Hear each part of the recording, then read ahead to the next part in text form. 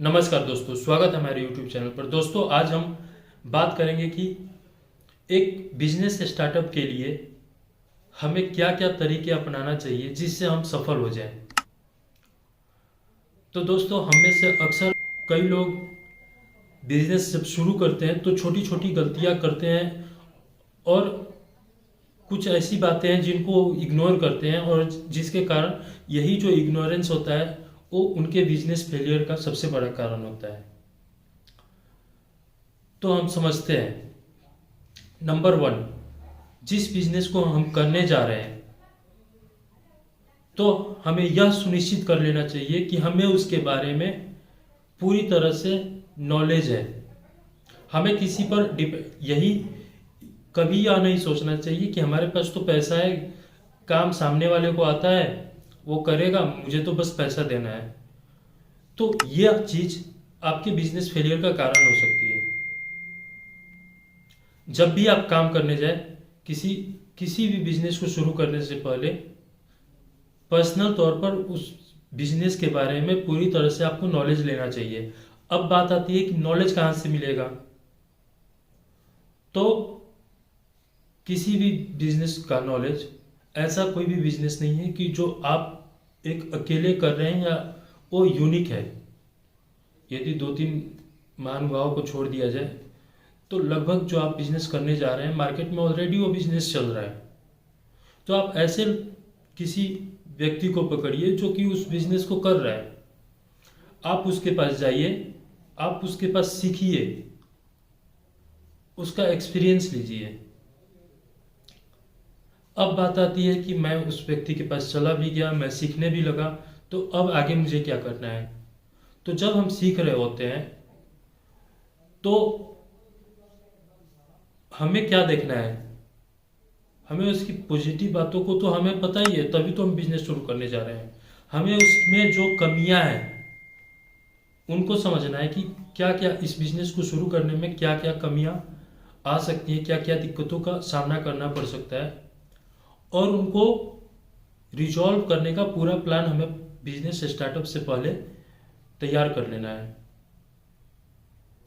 जब हमने इतना काम कर लिया, अब अक्सर हम में से कई लोग ऐसी गलती करते हैं कि सोच लेते हैं कि 2-3 महीने के बाद तो हमारा बिजनेस यूं चल जाएगा और हमें प्रॉफिट आना शुरू हो जाएगा।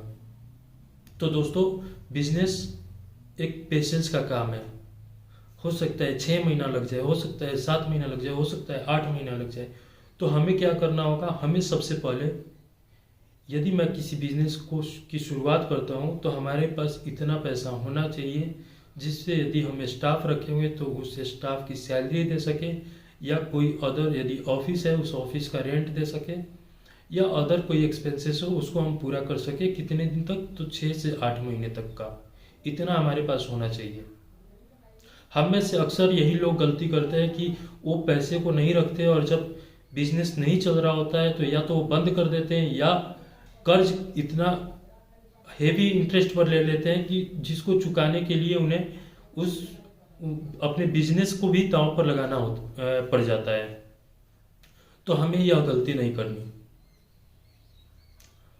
अब बात आती है सबसे इम्पोर्टेंट, कि जब हम किसी बिजनेस की शुरुआत करते हैं और यदि वह बिजनेस मार्केटिंग से चलने वाला है, तो हम जब बिजनेस की शुरुआत कर देते हैं उसके बाद हम मार्केटिंग स्किल्स पर ध्यान देते हैं।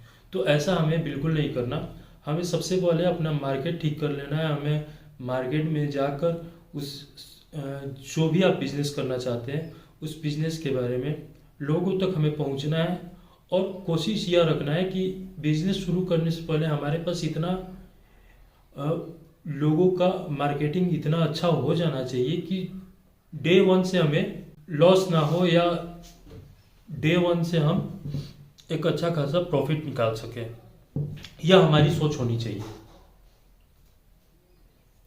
अब बात आती है कि प्लेस, जो स्थान आप चूज करते हैं, यदि कहीं छोटे मोटे जगह पर आप बिजनेस शुरू करना चाहते हैं तो सबसे पहले तो जो, यदि कोई सामान आपको कहीं से मंगवा कर बिजनेस शुरू करना है, तो जो हमारा ट्रांसपोर्टेशन है हम में से अक्सर लोग ट्रांसपोर्टेशन पर ध्यान नहीं देते कि चलो ना कोई बात नहीं, ट्रांसपोर्टेशन पर तो बहुत कम खर्च होने वाला है। लेकिन आज के समय में ट्रांसपोर्टेशन एक हमारे इनकम का एक बहुत बड़ा हिस्सा हमें ट्रांसपोर्टेशन को देना होता है। तो हमें उस चीज़ को ध्यान में रखना है कि हमारा ट्रांसपोर्टेशन पर जो लागत है उसको निकालने के बाद ही हमारा प्रॉफिट क्या हो रहा है, और वही हमारा एक्चुअल प्रॉफिट आएगा। तो दोस्तों, इन सब बातों को यदि आपने बिजनेस स्टार्टअप से पहले इन सब बातों पर आपने यदि ध्यान दे दिया, तो मैं निश्चित दावे के साथ कह सकता हूँ कि आप एक सफल बिजनेसमैन बन सकते हैं।